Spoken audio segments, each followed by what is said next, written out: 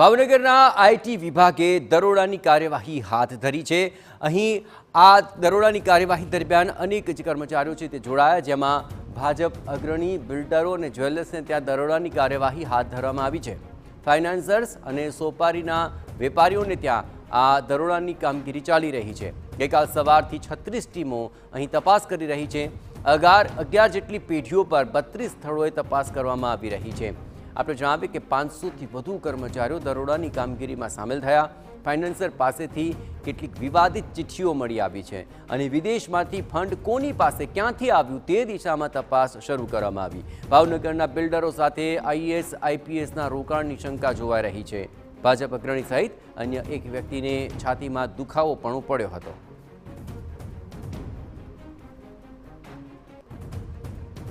વિદેશમાંથી ફંડ કોની પાસે આવ્યું, ક્યાંથી આવ્યું એ દિશામાં હવે તપાસ કરવામાં આવી રહી છે। ભાવનગરના બિલ્ડર્સ અને આઈએએસ આઈપીએસના રોકાણની શંકા સાથે આ કાર્યવાહી શરૂ કરવામાં આવી। જોકે આ કાર્યવાહી દરમિયાન ભાજપ અગ્રણી સહિત અન્ય એક વ્યક્તિને છાતીમાં દુખાવો પણ પડ્યો હતો અને આઈટી વિભાગના સામૂહિક દરોડાની આ મોટી કાર્યવાહી અત્યારે ભાવનગરની અંદર ચાલી રહી છે, જેની પર વધુ વિગતે વાત કરવા જોડાઈ રહ્યા છે ટીવી9 સંવાદદાતા અજીત ગઢવી। અજીત, આઈટી વિભાગની આ કાર્યવાહી આખરે કઈ આશંકા છે અને કયા કયા વિસ્તારોમાં આ કાર્યવાહી ચાલી રહી છે?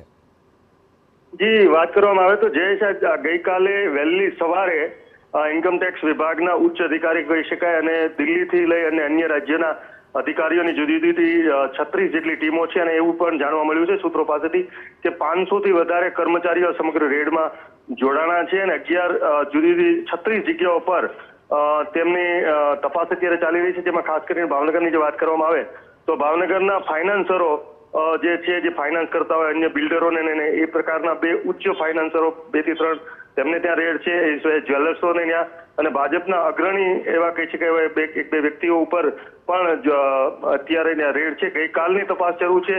ગઈકાલ રાત્રે એવું પણ જાણવા મળ્યું છે કે એક ભારતીય જનતા પાર્ટીના ઉચ્ચ અગ્રણી કહી શકાય તેમની તબિયત લથડતા અને અન્ય એક વડી આગેવાનની પર તબિયત જ્યાં રેડ પડી હતી તેમના વૃદ્ધ વ્યક્તિને તબિયત લથડતા તેમને તાત્કાલિક ધોરણે હોસ્પિટલ લઈ જવામાં આવ્યા હતા। આ સમગ્ર ઘટનાની અંદર એવી પણ માહિતી મળી રહી છે કે જે ફાઇનાન્સરો હતા તેમની પાસેથી પોપટી કલરની ચિઠ્ઠીઓ મળી છે આજે આઈટી વિભાગના અધિકારીઓને અને તેમની જો યોગ્ય તપાસ થશે તો અનેક લોકો નીચે, કારણ કે ભાવનગર શહેરમાં ખૂબ મોટા પાયે બાંધકામનું કામ શરૂ છે, તેમાં ફાઇનાન્સરો ફાઇનાન્સ આપતા હતા, તેની અંદર આ જગ્યાએથી ફાઇનાન્સ થતું હતું અને કરચોરીની પણ વાત છે। પણ હવે તપાસ બાદ જ ખબર પડશે કે કેટલી કરચોરી થઈ છે, આમાં કોણ પણ ઇન્વોલ્વ છે અને વિદેશીનું રોકાણ પણ વિદેશમાંથી આવેલું ફંડિંગ પણ ક્યાં કોની પાસે આવ્યું હતું, ક્યાંથી વપરાણું, આ ક્યાં ફાઇનાન્સ થતું હતું, કેટલા ટકા લેવાતા હતા અને કેવી રીતે આખી સાયકલ જોડાણી હતી અને કરચોરી કેવી રીતે સાથે થઈ રહી હતી તેની પણ તપાસ થઈ રહી છે। આ સિવાય એક માહિતી એવી પણ મળી રહી છે કે આ જે ફાઇનાન્સરો છે, જે બિલ્ડરો છે ભાવનગરના અને ભારતીય જનતા પાર્ટી સાથે જોડાયેલા અગ્રણીઓ છે, તેની અંદર પણ ક્યાંક ને ક્યાંક જે આઈએએસ અને આઈપીએસ અધિકારીઓનું પણ રોકાણ અહીંયા જુદી જુદી જગ્યાએ જે બાંધકામો ખાસ કરીને ભાવનગરની અંદર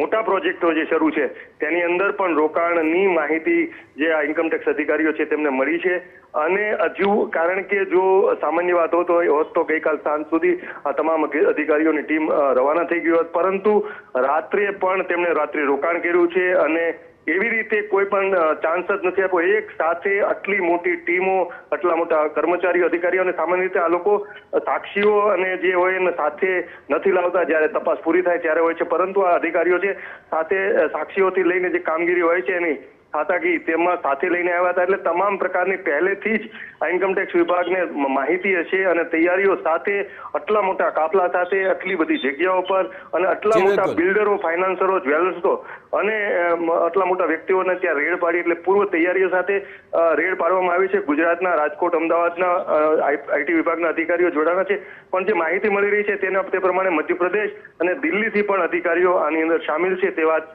જી બિલકુલ। હજી તમામ ગતિવિધિઓ પર આપ નજર રાખતા રહેજો। તો આખરે આઈટી વિભાગના સામૂહિક દરોડાની કાર્યવાહી બાદ હવે શું નિષ્કર્ષ સામે આવે છે તે જોવું રહ્યું।